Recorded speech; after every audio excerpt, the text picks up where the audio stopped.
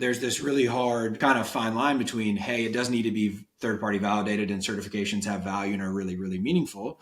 And I have some very specific examples of people that, from a philosophical perspective or from an operational cost or complexity perspective, they don't feel the need to be certified. And I don't feel like they should be mandated to be certified. So it's this weird catch 22 where we have to come up with systems that, in our hyper masculine Western binary world, you can put into something like that. But also we have to leave some nuance and some complexity for improvement to actually occur, and kind of the journey to be alive and kind of self-determining. So it's hard. Yeah, I don't know how no. we figure it out.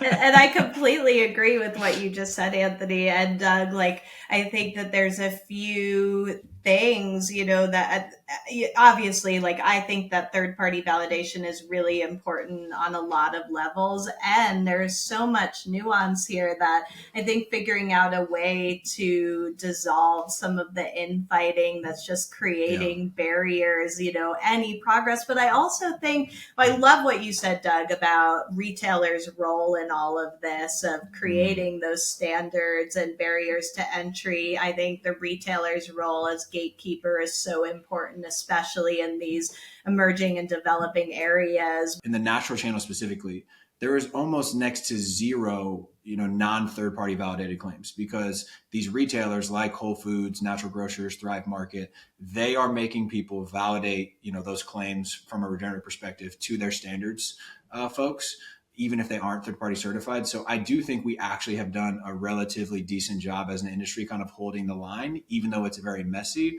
And I think people do forget that even your non-third party certified claims are still third party validated a lot of the times by a very robust process by a retailer. Yeah.